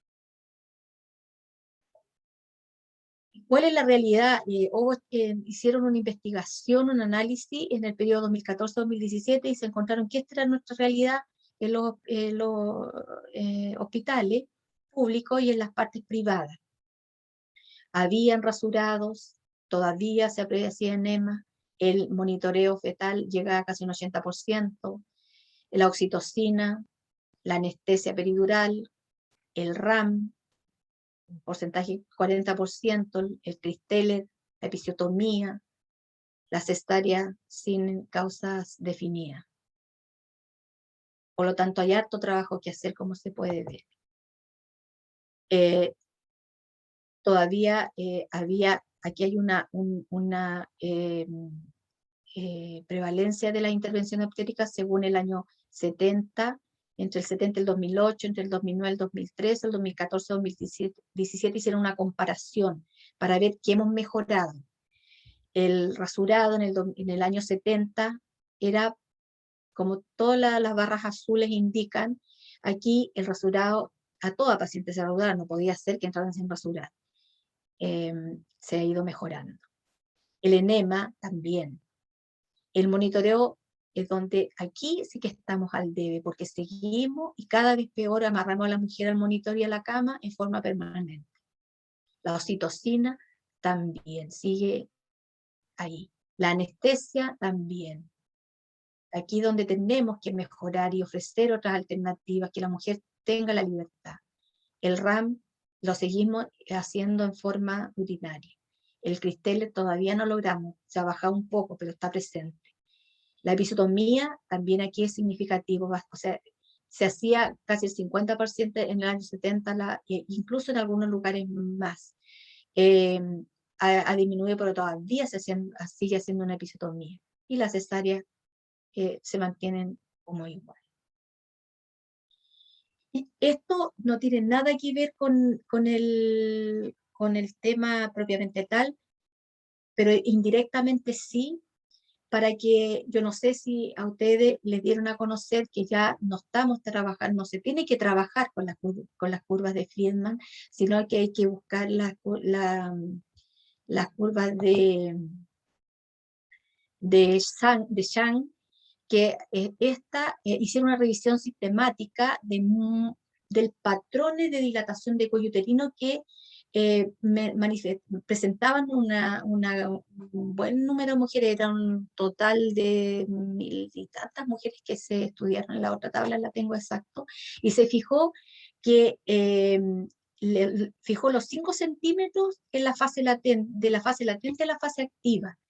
Y la fase latente no era posible fijarle una duración, por eso no se sabe cuándo se empieza exactamente la fase activa, hasta que la mujer llegara a los 5 centímetros. De ahí se recomienda. Por esto dice que se ha propuesto que el trabajo de parto no puede tener una duración, o sea, puede tener una duración distinta a las mencionadas por Friedman, porque él dice paciente primigesta más o menos entre 14, 19 horas de trabajo de parto. En la multípara, otra hora de parto. Acá Chang dice que pueden haber distintas duraciones, no hay una duración definida, ni ser tan limitado, ni tan exacto, ni tan estructurada la duración. Cuando yo me lo pasaron, para mí fue una novedad porque no había llegado a mi conocimiento en las curvas de Chang. Por eso se las entrego ahora, porque no sé si acá en la universidad las pasaron. Es importante incorporarlas. Acá se hace una comparación. La curva tradicional de Friedman, él lo estudió en el año 54, y hizo una gráfica de acuerdo a la evolución que tenía el parto en las mujeres nulíparas. Acá esta es una curva contemporánea, pero contemporánea, así llama de 10 años que están estas recomendaciones y no la hemos hecho parte de nosotros. Aquí está, estudió 1162 casos entre el año 92 y el año 96 y reevaluó la curva de parto en las nulíparas. Esta curva también demuestra la alternativa nueva, y además esta curva dio pie para que se crearan otras curvas de parto personalizadas que se le van a... La idea es que cada paciente tenga su curva de parto, no todas son iguales, y que es lo que corresponde, porque no todas tienen la misma forma de manejarse en el trabajo de parto, de presentar, de los tejidos, de todo. Es fundamental trabajar el partograma con la curva de Chang. ¿Y qué dice esta curva? Y que el ingreso a la maternidad tiene que ser a los 5 centímetros en esta área. ¿Por qué? Porque si la mujer, por ejemplo, llega con 2 centímetros, como está aquí, van a pasar prácticamente 6 horas donde recién va a aumentar 1 centímetro. porque todavía no está bien borrado el cuello. Entonces, en 6 horas, ¿qué pasa cuando ingresamos una mujer antes de tiempo? No está en trabajo de parto fase activa. Empezamos a hacer intervenciones que no deberían hacerse, porque solamente hay que dar tiempo.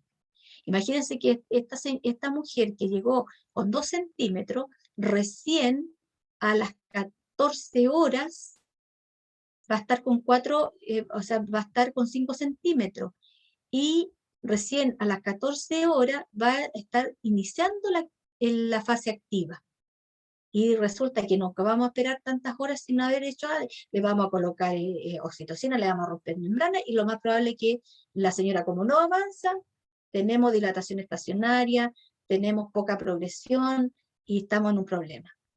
En cambio, una mujer que ingresa con 5 centímetros, igual vamos a tener unas cuantas horas donde no va a haber progresión. Recién ahí, a la 4ª hora, se va a encontrar que aumentó 1 centímetro, y después van a pasar 2 horas y algo para aumentar el otro centímetro, y luego va a entrar ya en la escalada en que va a progresar en forma mucho más rápida.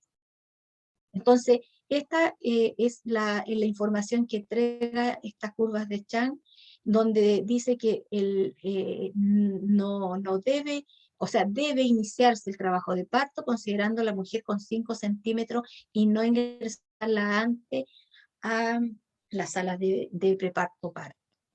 El parto dice que concluyeron que era un proceso dinámico y que requiere su tiempo, no más ni menos, sino que el tiempo que tiene esa mujer en ese minuto. Y por eso es importante ir construyendo este partograma, para poder hacer una visualización bien objetiva. El pujo también quise mencionarlo porque está dentro de la recomendación de la OMS, la número 36. Aquí es importante contarles, tenemos 2 tipos de pujo, el pujo expiratorio y el pujo Valsalva. El pujo expiratorio es el que no aplicamos, siempre nos han enseñado el pujo Valsalva. El pujo expiratorio es un pujo menos dañino, no provoca daño en el suelo pélvico, que no provoca grandes presiones intraabdominales, es menos intenso, pero si se dirige bien, se deja a la mujer ser, igual avanza. No quiere decir que no podamos ocupar el pujo a Valsalva cuando se necesite, pero siempre hay que tratar de que la mujer desarrolle este tipo de pujo, que es mucho menos dañino, no abomba el periné y no provoca daño en el suelo pélvico. Se realiza mientras está la boca abierta, o sea, la mujer toma aire, pero a medida que va pujando, va botando el aire. Y por eso también va haciendo sonido. La duración de los pujos que son espontáneos es mucho más corta, y eso favorece porque el hecho de que los pujos sean, la mujer estar en apnea mucho rato, eleva la presión de oxígeno y disminuye la PCO2. Entonces, por eso se recomienda que empezar siempre por pujo expiratorio. El pujo a Valsalva tiene siempre lo que sea, que tome harto aire, que lo retenga y que puje con toda su alma.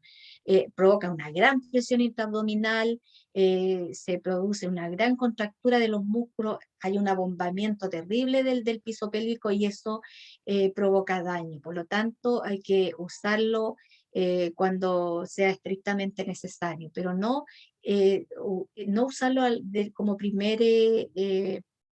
alternativa. Y esta es una de las cosas que tenemos que cambiar, porque se usa en todas partes pujo a Valsalva. La episiotomía, que también dijimos, el objetivo original de la episiotomía era para ampliar el introito durante el nacimiento, para proteger el piso pélvico, acortar el tiempo del expulsivo. Lo usaron en el siglo XVIII, en los partos dificultosos se empezó a usar, y ahí se introdujo, ya después era para usar solamente en estos partos, pero después como algunas cosas que se usan para algo y después ya se hacen comunes y se aplicó a toda en forma profiláctica. En los tiempos cuando yo me formé, el que no hacía una episiotomía es que era mal, o sea, mal matrona, mal alumna, si no hacía una episiotomía a una paciente, porque imagina, esa pobre mujer iba a tener un prolapso por el parto. Y resulta que con episiotomía y todo, se empezaron a hacer estudios después donde en la parte ginecológica las mujeres tenían mucho prolapso porque quedaba dañado el piso perineal, una por la episiotomía y segundo por los pujos a Valsalva. Hay que tener presente que la episiotomía en sí es un desgarro perineal grado 2, o sea, no es que sea una cosa inocua, es un desgarro, por lo tanto, además que involucra piel, mucosa, la primera capa de músculo del piso pélvico, y por lo tanto se daña la continuidad de tejido, provoca un proceso inflamatorio, hay una cicatrización y que deja una cicatriz fibrosa que provoca muchas molestias en algunas mujeres. Por lo tanto, la episiotomía no debe ser de forma rutinaria. Eso es lo que hay que considerar. La recomendación de la OMS en el año 85, ella decía que se debía proteger el periné siempre que sea posible, que no estaba justificado, en el año 85 no estaba justificado el uso sistemático de la episiotomía, y no ha sido considerado y todavía lo siguen haciendo, y se sigue haciendo en forma rutinaria. En el 2018 se recomienda en la recomendación número 39 que el uso ampliado de rutina de la episiotomía en las mujeres que presentan un parto espontáneo no está recomendado.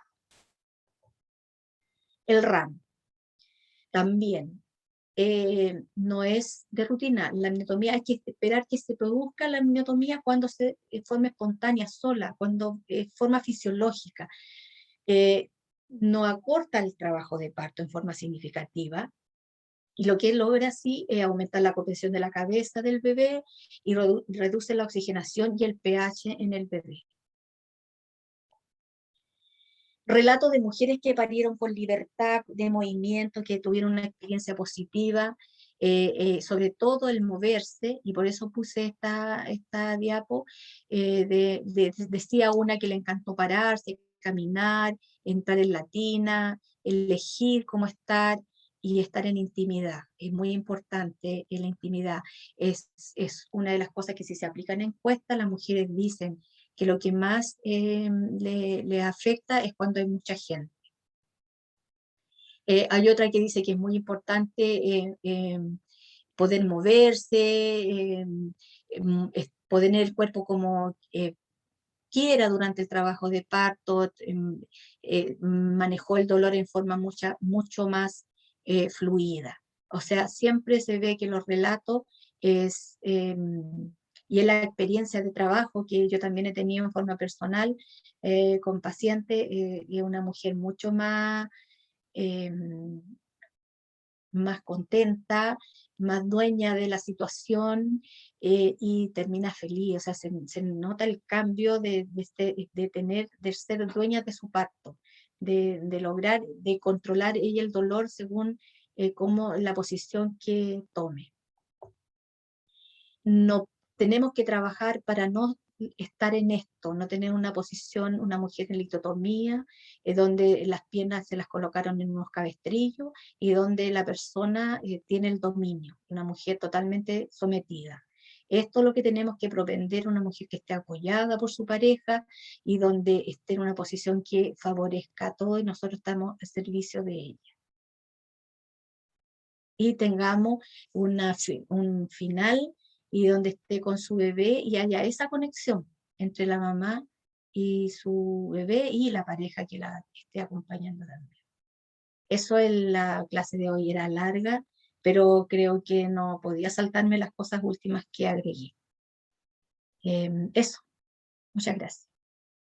Muchas gracias. No sé si hay preguntas, María. comentarios. Sí, no sé si hay alguna pregunta.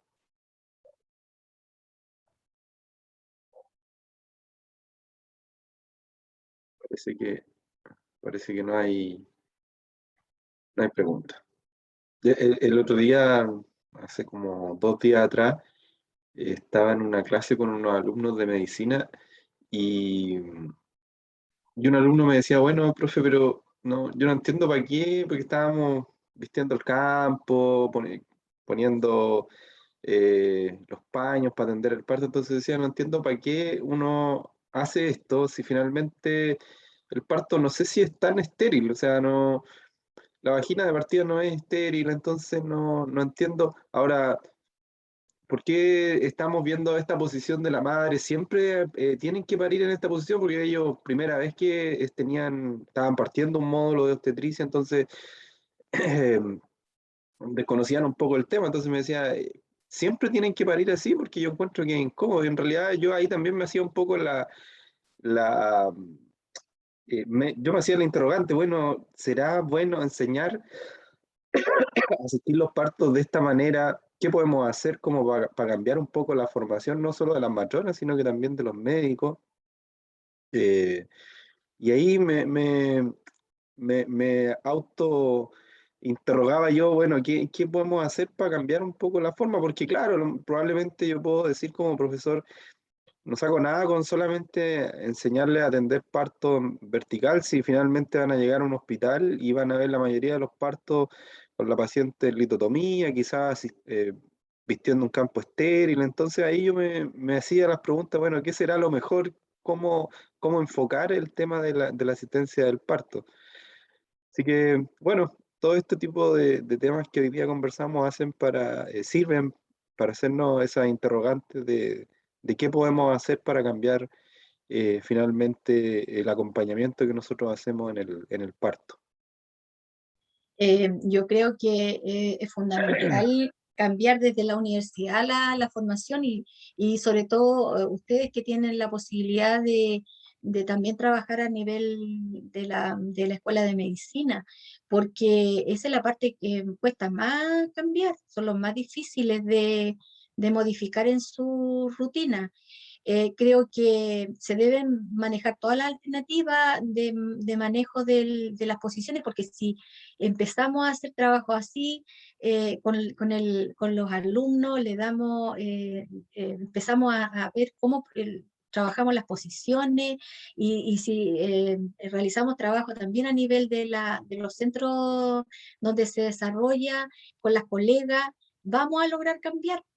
Yo creo que en eso tienen un gran camino y un gran reto y una gran cosa para aportar.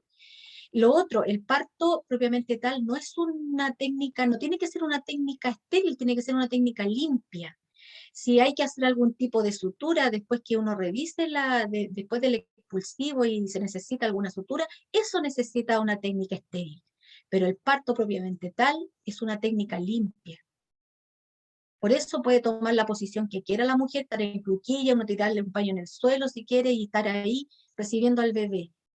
Pero si se necesita una sutura o una revisión, una cosa más invasiva, ahí se necesita una técnica estéril. Claro. Bien, no sé si alguien quiere preguntar algo o hacer algún comentario.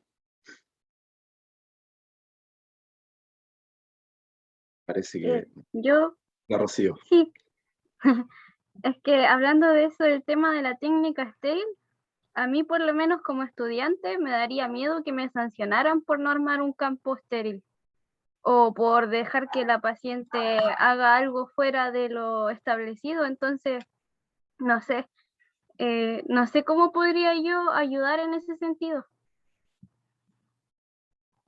Es que no se trata de no armar un campo estéril, se trata de, de adaptar, porque no significa que el parto lo va a ir a atender sin guante, porque tiene que protegerse usted. Además, estamos hablando justamente de eso, estamos hablando de aumentar los conocimientos, de ver en qué se basa todo esto, ver eh, en qué se apoya todo esto que estamos conversando, para yo poder plantear una decisión y esa decisión yo tengo cómo la justifico y la defiendo, voy a ser capaz de hacerla válida, pero válida con argumentos científicos. Pero no puedo yo trabajar, estamos hablando de eso justamente, no puedo trabajar de que a mí me daría miedo. En general, el parto, hay un paquete de parto, pero que el paquete de parto nosotros en el hospital lo hemos colocado de una manera en que sirva para colocar cosas estériles encima. Pero sí, ya está demostrado que el parto es y de hecho por los partos en casa no se atienden con material estéril, salvo que tengan que hacer algún tipo de sutura, porque no se justifica que, pero sí tiene que estar todo limpio. O sea, yo no tengo para qué tapar a la mujer para que tenga el recién nacido. O sea, si está en trabajo de parto, yo la puedo tener sin cubierta con ese paño perforado. El paño perforado lo puedo poner encima si quiero. Y quedo libre. Yo voy a estar con guantes porque me tengo que proteger yo. Y no necesito nada más, porque va a salir y después voy a revisar, y si después en ese revisar necesito hacer una técnica estéril, yo voy a colocar los paños y toda la esterilidad aquí, me voy a cambiar guantes, voy a tener que hacer aseo, y eso está descrito en la técnica del parto también. Así que eso. Sí, yo creo que como alumno quizás lo que uno puede hacer o lo que uno puede intervenir es como entregando esto que aprendimos, entregando al personal desde que trabaja en las unidades de parto. Yo creo que eso es como una intervención que uno puede hacer. Claro, tenemos que empezar a hacer cambios, pues, tenemos que hacer valer el conocimiento.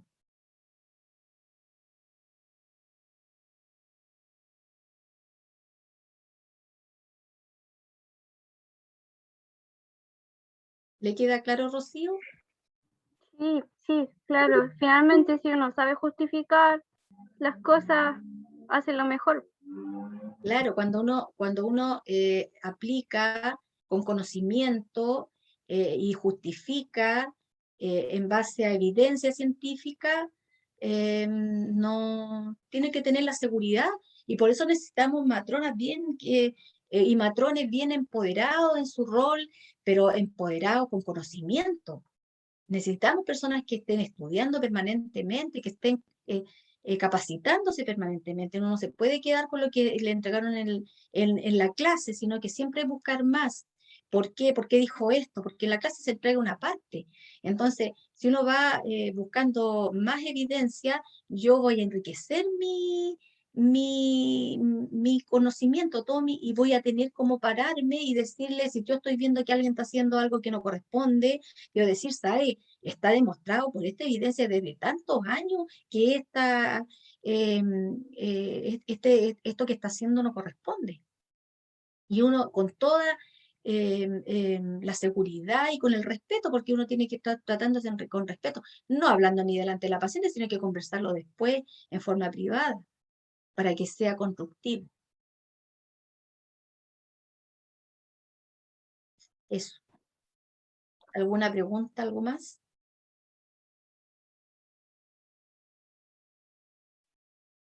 Parece que no hay más preguntas. Parece que Bien. no. Muchas gracias, Brígida, por la presentación.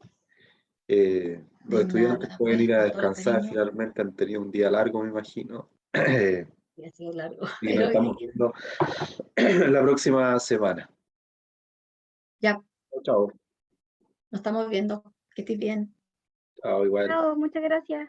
Chao. Chao, profe. Chao.